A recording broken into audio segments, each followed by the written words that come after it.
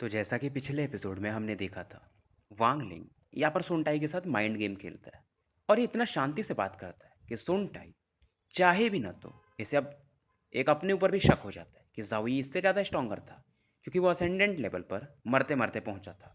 तो क्या पता सही में फालतू में अगर वांगलिंग उस सील को एक्टिवेट कर दे तो ये मारा जा सकता है।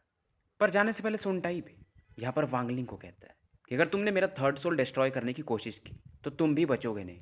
और ये वांगलिंग को जो ट्रैप करने वाला था उस आइडिया को बाहर निकाल देता है। और वांगलिंग भी अब एक चैन की सांस लेता है जब सुनटाई यहाँ से निकल जाता है, क्योंकि इतना पावरफुल स्लेव वांगलिंग भी नहीं चाहेगा कि इसके साथ रहे। पावर लेवल का डिफरेंस कुछ ज़्यादा ही था।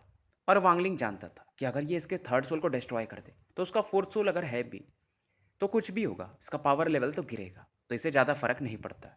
और इधर चीहू भी वांगलिंग को समझाता है कि तुम्हें सावधान रहने की ज़रूरत है। वो सोनटाई काफ़ी खतरनाक है, कॉर्प सेक्ट का हेड एल्डर है।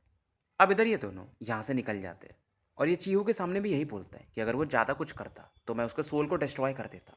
जो एल्डर जावी ने मुझे वो सील लगा के दिया है, क्योंकि वांगलिंग जानता था कि सोनटाई यहाँ से निकल तो गया है पर अपने डिवाइन सेंस को थोड़ा बहुत छोड़ के गया होगा, कि उसे पता चल जाए कि वांगलिंग क्या सोच रहा है। और होता भी वैसा है। सुनटाई यहाँ पर अपने प्रेजेंस को छोड़ के गया था, लेकिन जब ये सुनता है कि वांगलिंग अभी भी वही बात बोल रहा है तो अब इसे यकीन हो जाता है कि वांगलिंग सच में इसके सोल को डिस्ट्रॉय कर सकता है।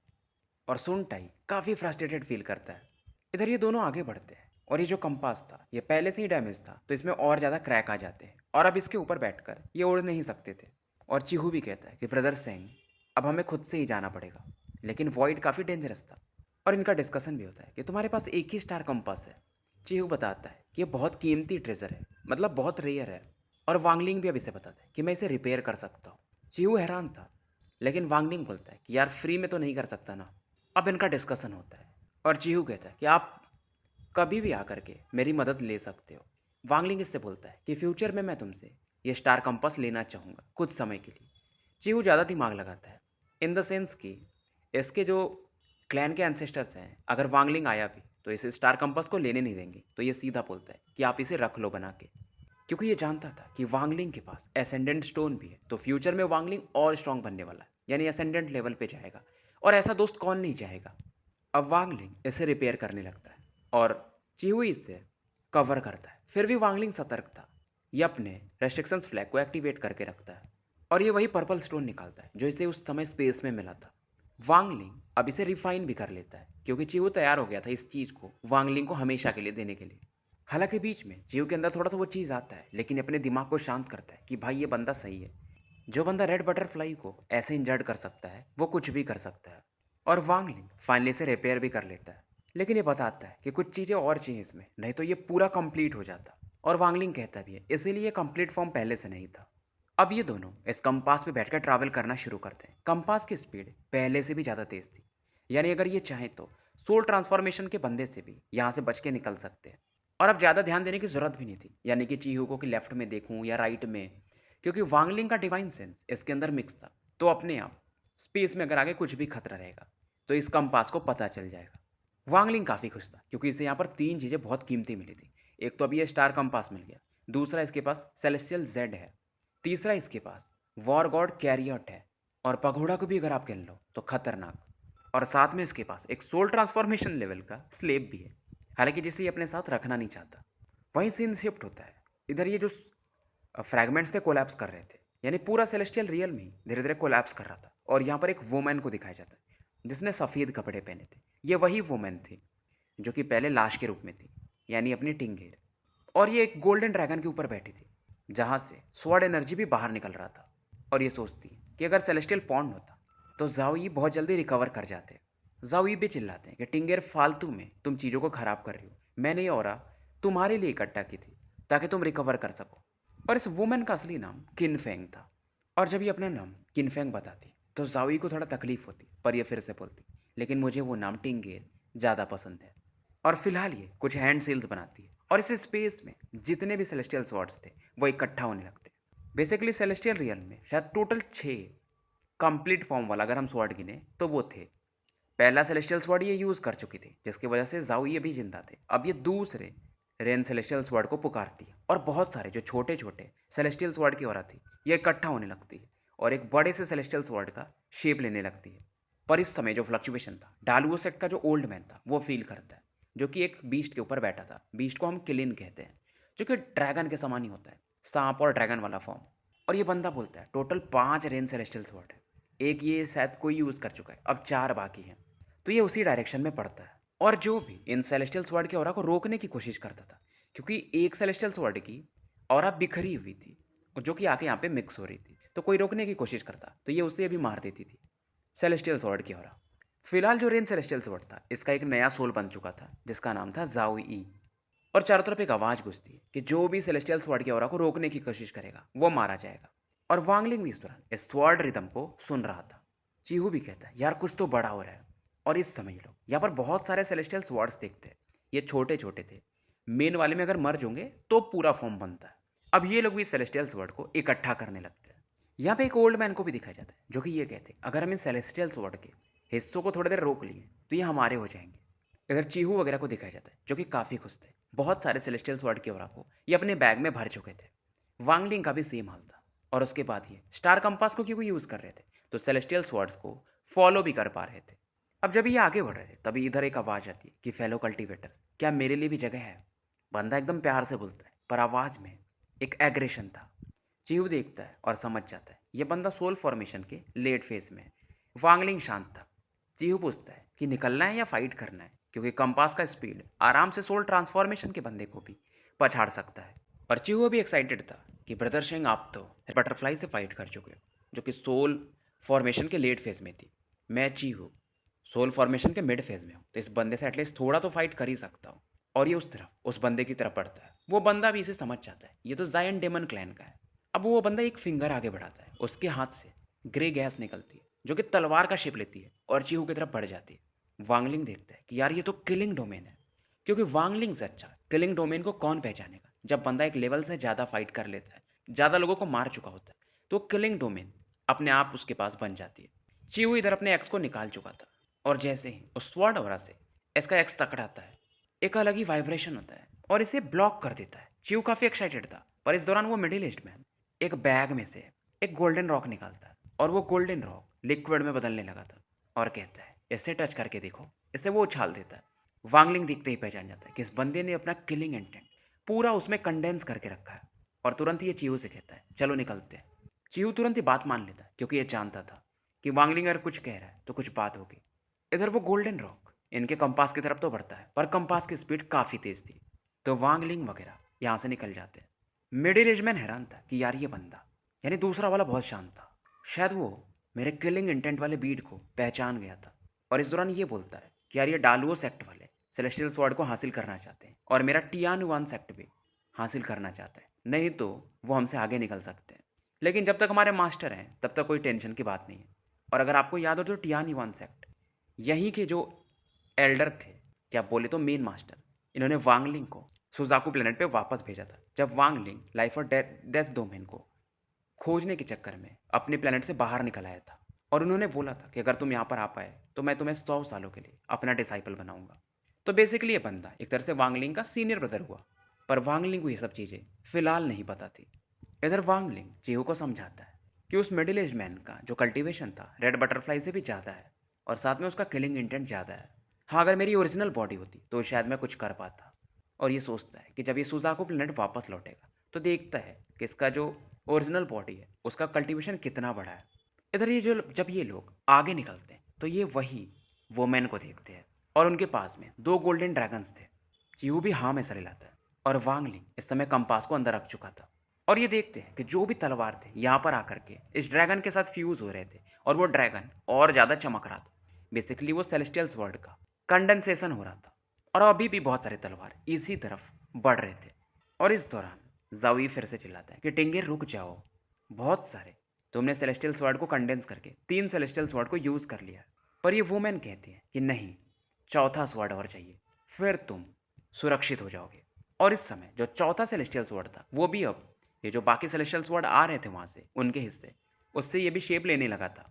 अगर किसी को कन्फ्यूज़न हो तो पूछ सकता है। जैसे देखो, हर एक सेलेस्टियल स्वॉर्ड का एक सेलेस्टियल सोल होता है, तो ये जो ड्रैगन्स दिख रहे हैं ये इन सेलेस्टियल स्वॉर्ड के सोल हैं और उनमें से एक अपने जावी बन चुके हैं। और ये जो वुमेन है पूरी औरा जावी में मर्ज करना चाहती है। ताकि जावी का जो पावर है वो बढ़ सके। इधर फाइनली जो डालुओ सेक्ट के मास्टर थे वो आ चुके थे, जिनका नाम था लिंग टियान हो। और इस समय वो अपने किलिन बीस्ट पे बैठे थे और उनकी नज़रें इन सेलेस्टियल स्वॉर्ड्स पे थी। और वांगलिंग भी इस बंदे को ध्यान से देखता है, जो कि ग्रीन रोब पहन के था। बाल इस बंदे के सफ़ेद थे और एक पावरफुल ऑरा ये फील कर सकता था। और वांगलिंग इन्हें ज़्यादा देर तक देख नहीं पाता है, क्योंकि ये फील करता है कि इसके अंदर के जो ब्लड है अपने आप बॉयल होने लगे। इधर वांगलिंग रेस्ट्रिक्शंस फ्लैग को एक्टिवेट करता है और कुछ पेल्स खा करके अपनी ऑरा को रिकवर करता है। अब इधर ये जो लिंग टियानो होते जो कि किलिन पर बैठे थे, सेलेस्टियल वुमेन यानी कि टिंगेर की तरफ देखकर कहते क्या तुम एक सेलेस्टियल हो? अब इधर लोग पैनिक करने लगते हैं। वाइट रो वुमेन यानी हम इनको टिंगेरी बोलेंगे, ये बोलती है बैठ जाओ। ओल्ड मैन को काफ़ी गुस्सा आता है कि पहली बार इन्हें कोई ऐसा बुला रहा है, क्योंकि प्लेनेट टियानियून के ये थे और वहाँ के टॉप लेवल के बंदों में आते थे और इन्हें इतनी इज्जत मिलती थी, कोई ऐसे इनसे बोलता भी नहीं था। अब इस दौरान टिंगेर उस किलिन बीस्ट की तरफ देखती है कि तुम्हारे एंसेस्टर्स मेरे सामने खड़े होने की भी हिम्मत नहीं करते थे। लगता है तुम्हारी मेमोरीज यानी उनकी मेमोरीज तुम्हारे दिमाग में नहीं है। अब ये जो किलिन बीस्ट भी था थोड़ा कंफ्यूज होता है, लेकिन ओल्ड मैन तुरंत ही अपनी ऑरा यूज़ करके इसे फिर से अपने काबू में कर लेते हैं। किलिन बीस्ट आगे बढ़ता है, पर जो टिंगेर थी जस्ट हल्की से अपनी ऑरा को यूज़ करती है और ये बीस्ट पीछे फिर से भागने लगता है। शायद इस बीस्ट को पुरानी मेमोरीज याद आ जाती है, जो कि इसके एंसेस्टर से इसे मिला होगा।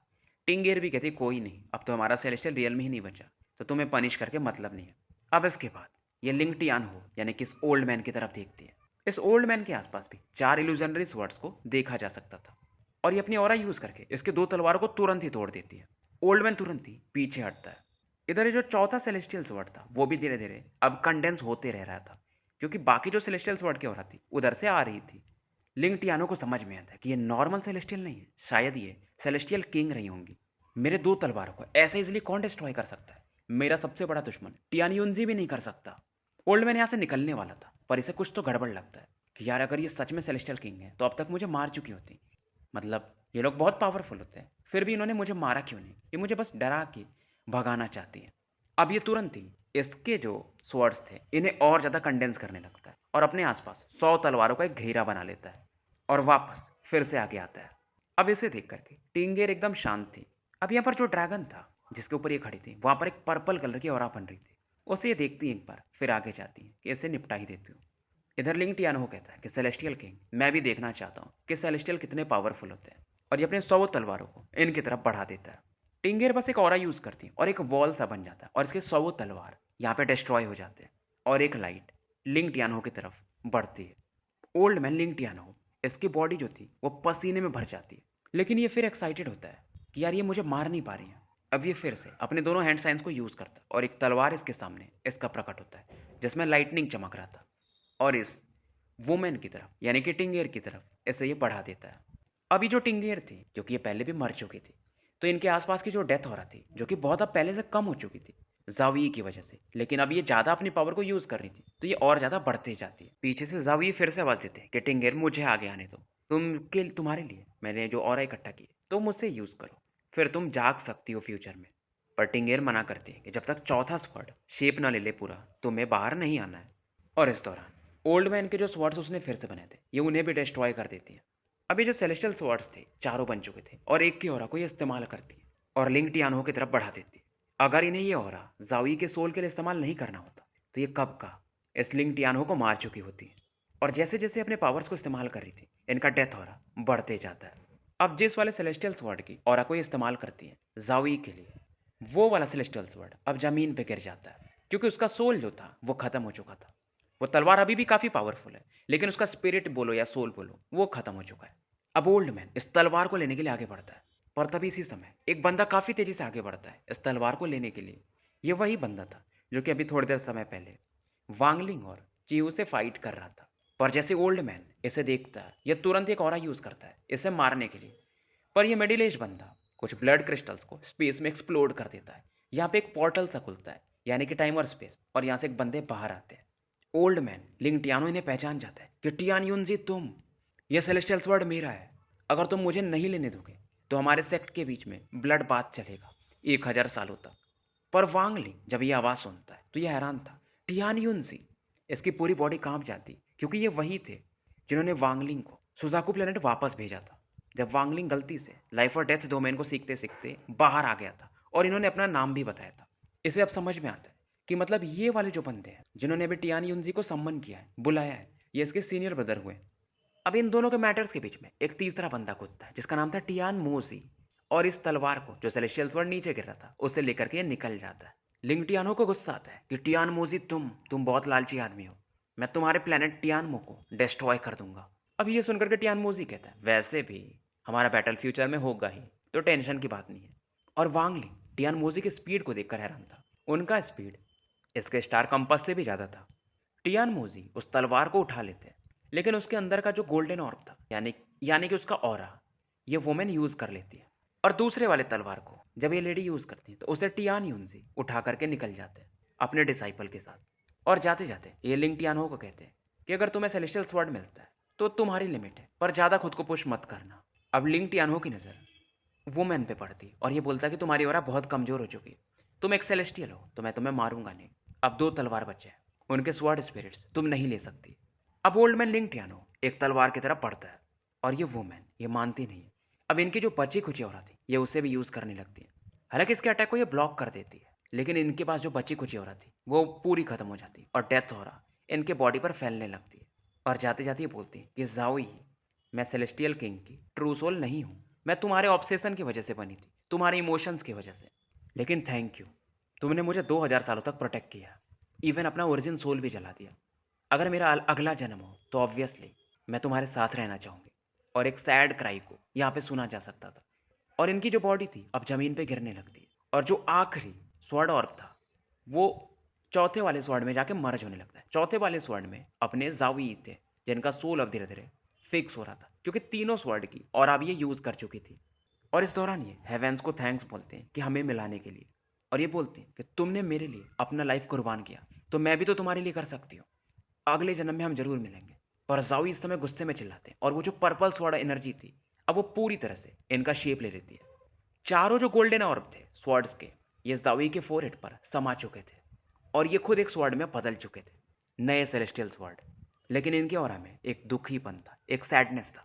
जावी को गुस्सा आता है कि मैं मरने वाला था, तुमने मुझे बचा लिया। अब क्योंकि जावी सोल फॉर्म में थे तो इस वुमेन को अपने बाहों में भी नहीं ले सकते थे, तो ये वुमेन जमीन पे जाके गिर जाती है। और दोनों सेलेस्टियल स्वॉर्ड जो कि अभी बचे हुए थे और उनकी भी ऑरा यूज़ हो चुकी थी तो वो भी ज़मीन पे गिर जाते हैं। इनकी आंखें बंद होती हैं पर ये बंद होने से पहले कहती, वैसे तो मैं टिंगेर नहीं हूँ पर मुझे ये नाम पसंद है। अब इधर ये जो ओल्ड मैन था लिंग टियानो उन दोनों तलवारों की तरफ बढ़ता है और साथ में जाओ जाओई भी जो कि अब एक तलवार थे, तलवार का सोल थे, तो उनकी तरफ भी ये देखता है। और वांगलिंग को भी इधर काफ़ी दुख होता है। वांगलिंग को लाइफ और डेथ के बारे में एक और समझ, यानी इसकी समझ बढ़ चुकी थी कि मैं जिंदा हूँ और वो मर गई, वो जिंदा है तो मैं मर गया। मतलब कैसा होता है पति और पत्नी, मतलब एक अगर ट्रू लव है ऐसा समझो, तो दूसरे के लिए मरना पसंद करता है। मेरी चीज़ तुम्हारी चीज़, कुछ वैसा मीनिंग था जो कि वांगलिंग को अब समझ में आने लगा था। जो लाइफ और डोमेन का फर्स्ट लेयर था वो ये था कि लाइफ को लाइफ की तरह देखना, डेथ को डेथ की तरह देखना। जैसे कि माउंटेन माउंटेन है, पानी पानी है। पर वांगलिंग की समझ अब दूसरे लेयर में जा रही थी। इसे समझ में आता है कि जाओई के मरने की वजह से टिंगेर जिंदा थी, पर टिंगेर के मरने की वजह से अब जाओई जिंदा है। लाइफ और डेथ मिक्स वाली चीज़ें हैं, साथ में रहती है। वांगलिंग अब एक गहरी सांस लेता है। इसको मालूम था कि इसके कल्टीवेशन में अब एक ब्रेक थ्रू आने वाला है। सोल फॉर्मेशन का मिड फेज ज़्यादा दूर नहीं था, यानी कि इसके डोमेन में तो ब्रेक थ्रू हो चुका था, तो कल्टीवेशन में भी अब ब्रेक थ्रू हो जाएगा। 10 साल से कम ही समय लगेंगे। इधर लिंटियानो उस वोमेन की तरफ पड़ता है जहाँ पर दोनों तलवारें थी। जावी इस समय ब्लैंक हो चुके थे, लेकिन जब ये ओल्ड मैन को देखते हैं तो इन्हें इनका गुस्सा फिर से बढ़ जाता है। इनकी बॉडी से गोल्डन लाइट निकलती है और ये एक स्वॉर्ड के फॉर्म में बदल जाते हैं और काफ़ी तेजी से लिंग टियानो की तरफ बढ़ते हैं। स्पेस में भी क्रैक्स आने लगे थे। ओल्ड मैन को भी समझ में आ जाता है, अब ये तलवार को नहीं देखता, इसे फील होता है कि ये जो तलवार है यानी कि जावी ये इतने पावरफुल है कि इसे डिस्ट्रॉय कर सकते हैं। अब ये एक स्वॉर्ड शाइन बनाते हैं और जावी की तरफ बढ़ा देते हैं, लेकिन इसका तलवार तुरंत ही जावी से टकराने के बाद टूट जाता है। ये तुरंत ही अपने डालुओ सेक्ट का जो रिफ्ट था यानी स्पेस था उसे खोलते हैं और यहाँ से भागने लगते हैं, लेकिन जावी भी इन्हें फॉलो करते हैं। पोर्टल बंद हो जाता है पर जावी का जो तलवार था यानी जावी जो कि अब खुद है वो उस पोर्टल में एंटर कर जाते हैं। ये तब तक वापस नहीं आएंगे जब तक उस ओल्ड मैन को मार न ले। अब इस समय सभी की नज़रें फीमेल कॉर्प्स पे पड़ती है, जहाँ पर दो तलवारें भी थी तो सभी की नज़रें वहीं पे थी। फीमेल कॉर्प्स जो कि अभी ज़मीन पे लगभग गिर चुका था ऐसा समझो, ये अचानक से वांगलिंग की तरफ वाइट लाइट में बदल के आने लगती हैं और साथ में वो दोनों तलवारें भी। वांगलिंग को खुद समझ में नहीं आता है। वांगलिंग तुरंत ही पगोड़ा निकालता है और ये जो लाश थी और दोनों तलवारें उसके अंदर प्रवेश कर जाते हैं। अब जिन्होंने भी द ग्रेट रूलर देखा होगा उन्हें पगोड़ा तो समझता ही होगा। अगर नहीं देखा है तो मेरे ही चैनल पे पूरी नॉवेल है, जाके देख सकते हो। अब फिलहाल सभी की नज़रें वांगलिंग पे फोकस हो जाती है क्योंकि वांगलिंग के पास ये सबसे बड़े ट्रेजर्स थे और यहाँ पे बहुत पावरफुल लोग थे, 100 से ज़्यादा लोग होंगे।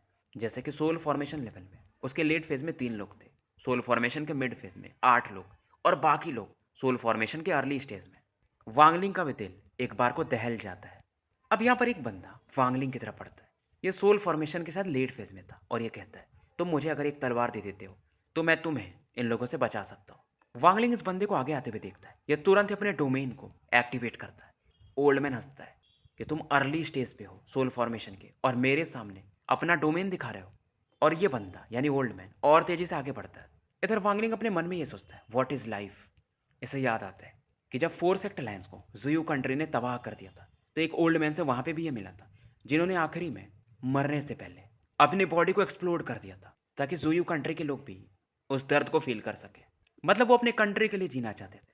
इधर ओल्ड मैन वांगलिंग के आसपास एक ब्लैक और वाइट सा छल्ला देखता है। ब्लैक डेथ को दिखाता था और वाइट लाइफ को। और ये बंदा एक डर फील करता है मानो रिनकारनेशन साइकिल। रिनकारनेशन साइकिल मतलब जन्म और मृत्यु का साइकिल। जैसे आज आप जिंदा हो, कल मर जाओगे, अगले साल या जब भी आपका एक नया जन्म होगा, फिर मरोगे, फिर नया जन्म होगा। इससे ही रिनकारनेशन साइकिल कहते हैं। और इस समय ये जो बंदा था ओल्ड मैन उस ब्लैक लाइट को देखकर एक अलग ही फियर फील करता है। ऐसा समझ में आ जाता है कि और लाइफ और डेथ साइकिल का रिप्रेजेंटेशन है इस बंदे का डोमेन। लाइफ और डेथ डोमेन है। आसपास के लोग भी इस चीज़ को समझने लगते हैं। म- ये ओल्ड मैन अपने डोमेन को तो यूज़ करता है पर वांगलिंग का डोमेन काफ़ी फियर्स था और वांगलिंग इस बंदे के डाउ हार्ट को ही क्लियर कर देता है। इस बंदे का कल्टीवेशन गिर जाता है। ये खून की उल्टी करने लगता है। अब डाउ हार्ट के बारे में हमें अभी भी नहीं पता है कि वांगलिंग का डाउ हार्ट क्या है। डोमेन अलग चीज़ होता है और डाउ हार्ट अलग होता है। डाउ हार्ट वो होता है जो हम अपनी लाइफ की अंडरस्टैंडिंग से एक अपना शायद मोरल क्रिएट करते हैं।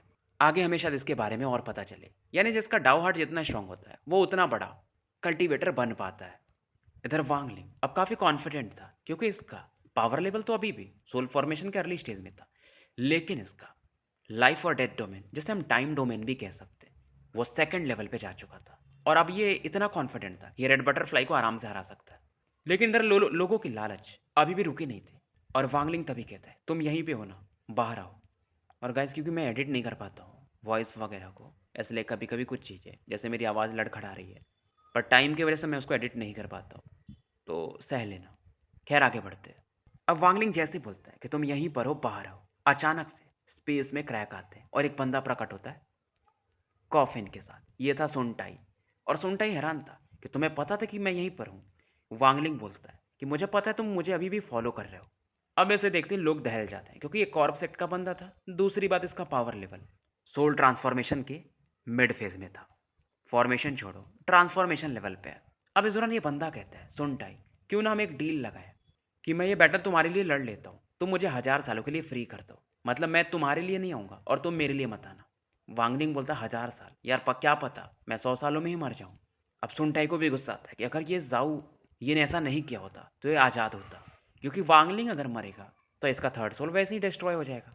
लेकिन फिलहाल ये अब ये बैटल लड़ता है और यहाँ पर जो भी लोग थे सभी को निपटा देता है। एक ब्लडी बैटल, पलक झपकते सुनटाई सबको मार चुका था और ये अब वांगलिंग से कहता है कि मैं तुम्हें एक बार बचा चुका हूँ, उम्मीद है कि तुम जिंदा रहोगे।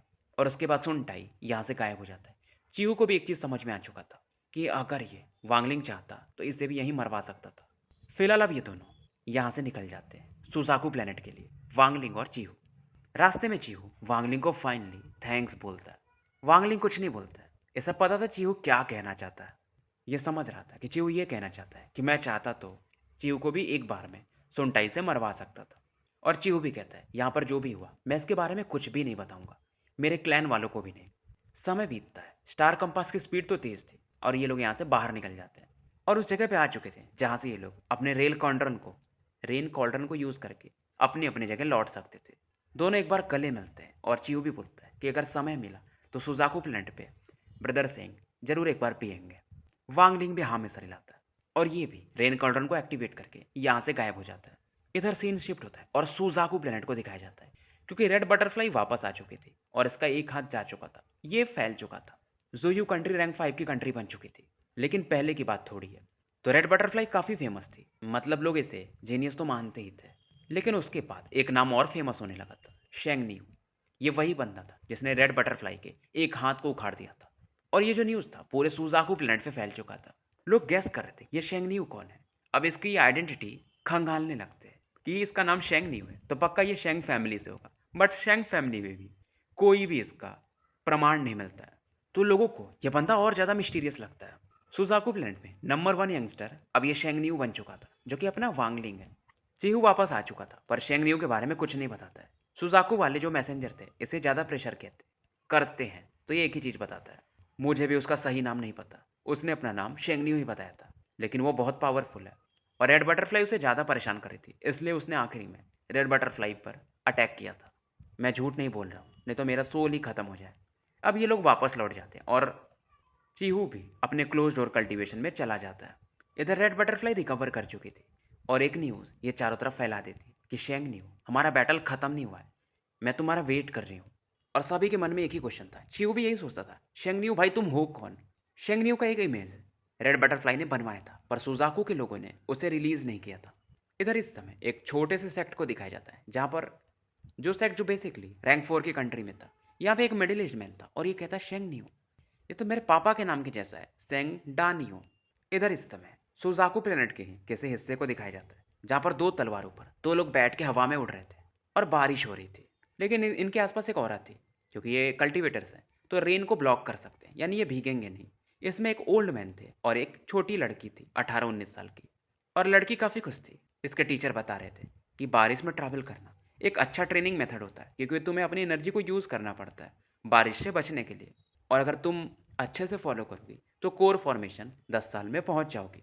अब इस दौरान ये लड़की पूछती है कि टीचर वो शेंग न्यू, उनका कल्टीवेशन क्या होगा अगर वो रेड बटरफ्लाई के हाथ को उखाड़ सकते हैं? क्या वो लेजेंडरी सोल ट्रांसफॉर्मेशन लेवल पे होंगे? अब ये टीचर भी कहता है कि यार शेंग न्यू बहुत जीनियस बनते हैं, हम उनके पावर लेवल को कैसे जान सकते हैं, लेकिन मेरा गेस ये है कि वो बहुत पावरफुल होंगे तो सोल फॉर्मेशन में ही होंगे, लेट फेज में होंगे, नहीं तो रेड बटरफ्लाई को वो मार चुके होते हैं। ओल्ड मैन जैसे ये बात बोल के बंद कर दे, अचानक से लाइटनिंग ज़्यादा चमकती है और यहाँ पर एक स्पेस होल खुलता है। तो स्टोरी यहीं समाप्त करते हैं और मिलते हैं फिर कल एक नए वीडियो के साथ।